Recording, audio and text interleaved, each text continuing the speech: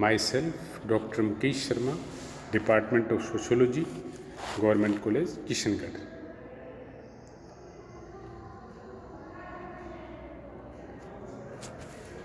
बच्चों, आज BA part second के paper second Indian society issues and problems का हम topic inequality related to gender, लिंग संबंधी असमानता पर विवेचना करेंगे की चर्चा करेंगे। भारतीय समाज में लिंग संबंधी असमानता के विभिन्न पहलुओं पर चर्चा करेंगे। इसके अंतर्गत सर्वप्रथम हम लैंगिक विषमता का अर्थ, लैंगिक विषमता के आधार और लिंग संबंधी असमानता के सैद्धांतिक परिप्रेक्ष्यों पर विस्तृत चर्चा करेंगे। लैंगिक विषमता का अर्थ लिंग के आधार पर महिलाओं पर किसी भी प्रकार का भेदभाव, बहिष्कार या बंधन लगाने से है, जिसका प्रभाव या उद्देश्य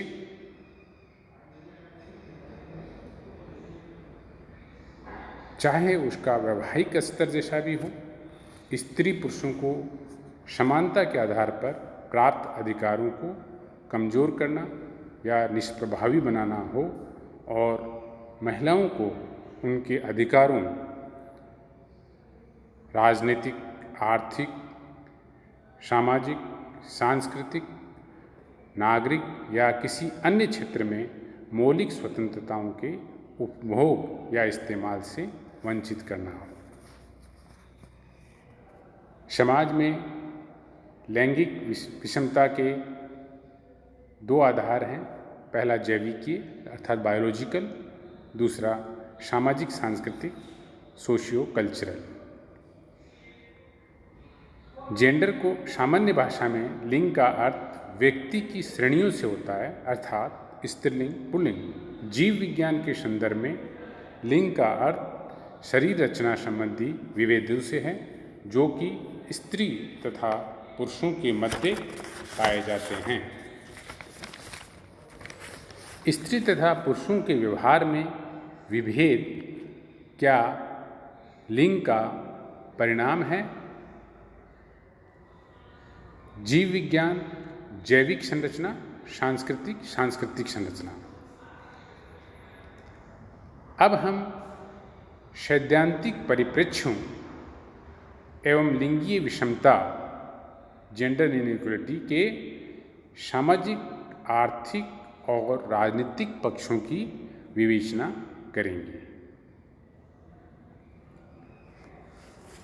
इस संबंध में प्राणी शास्त्रीय परिप्रेक्ष्य, बायोलॉजिकल पर्सपेक्टिव यह है कि स्त्री द्वारा किए जाने वाले प्रकार्य कम गतिशीलता तथा घर पर अधिक रहने के कारण स्त्री को घरेलू कार्य ही सौंपे गए, जबकि पुरुष वर्ग ने अपनी शारीरिक शक्ति के कारण आखेट एवं कृषि संबंधी कार्यों को ग्रहण किया तथा समाज में शक्ति प्राप्त कर ली, जो अब तक बनी हुई है, जिसको पितृ संबंधी पैट्रियार्की सोसाइटी कहा जाता है। समाज में आज भी ये धारणा प्रचलित है कि पुरुष को घर के बाहर के कार्य करने चाहिए, जबकि स्त्री का कार्य क्षेत्र घर है। उसका कार्य क्षेत्र बच्चों का जन्म एवं उनका पालन पोषण, रसोई, चक्की आदि, जबकि समाज में पुरुषों की भूमिका को अधिक महत्व एवं शक्ति प्रदान की गई है। प्रसिद्ध समाजशास्त्री मर्डॉक ने अपने अध्ययनों में सभी समाजों में यौन आधारित श्रम विभाजन पाया। अर्थात division of labour on the basis of sex. Parsons ने कहा परिवार में पिता की भूमिका को भावात्मक नेतृत्व के रूप में चित्रित किया है। मानव शास्त्रीय परिप्रेक्ष्य एंथ्रोपोलॉजिकल पर्सपेक्टिव यह है मानव व्यवहार संस्कृति द्वारा निर्धारित एवं निर्देशित होता है। मानदंड मूल्य एवं भूमिकाएं संस्कृति द्वारा निर्धारित एवं संप्रेषित होती है। यह है मानव शास्त्रीय परिप्रेक्ष्य।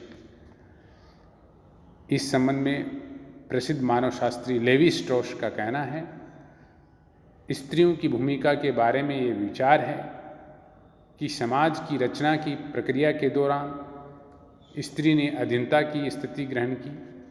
उनके अनुसार संस्कृति का विकास स्त्री पुरुषों के विनिमय से प्रारंभ हुआ, जिसके द्वारा पारिवारिक बंधन मजबूत हुए और समाज का निर्माण हुआ। इस संबंध में प्रमुख समाजशास्त्री मार्गरेट मीड का कहना है अरापेश, मंडगुमेर एवं टेनाम्बुली जनजातियां ट्राइब्स का अध्ययन किया। उनके अध्ययन का निष्कर्ष यह है कि यौन भेद के संदर्भ में जैविक तथ्यों के आधार पर स्त्री पुरुष की सामाजिक भिन्नता दर्शाना अनुपयुक्त है। सर हेनरी मैन का विचार यह है पुरुष की स्वाभाविक उच्चता एवं स्त्री के स्थान के बारे में विचार व्यक्त किया है कि सामाजिक संगठन का सार्वभौमिक रूप वह था जिसमें सत्ता का स्वरूप पितृसत्तात्मक था, पैट्रियार्की था। प्रारंभ में परिवार ही समाज की इकाई था। प्रारंभ से ये सत्ता गोत्र, जनजाति और आगे की ओर हस्तांतरित होती गई। मानव शास्त्रीय परिप्रेक्ष्य इस बात पर बल देता है कि किसी भी मानव समाज में स्त्री और पुरुषों के मध्य भूमिकाओं के समान वितरण के लिए संस्कृति ही मुख्य रूप से उत्तरदायी रही है।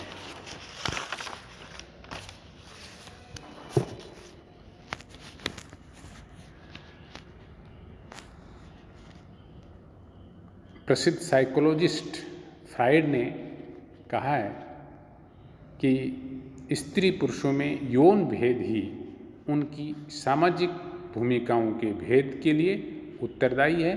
फ्राइड का विचार है कि स्त्री में बचपन से ही पुरुष की तुलना में यौनिक दृष्टि से हीन भावना जन्म लेने लगती है और उसमें पाए जाने वाले स्त्रियोचित गुण, रुचियाँ, भावनाएं, मनोवृत्तियाँ और इच्छाएं किसी न किसी रूप में उसके असंतोष तथा क्षतिपूर्ति संबंधी विचार को व्यक्त करती है। फ्राइड ने स्त्री और पुरुष के दो ध्रुव न मानकर उन्हें समान माना। इस प्रकार उनका सिद्धांत लैंगिकता पर आधारित है।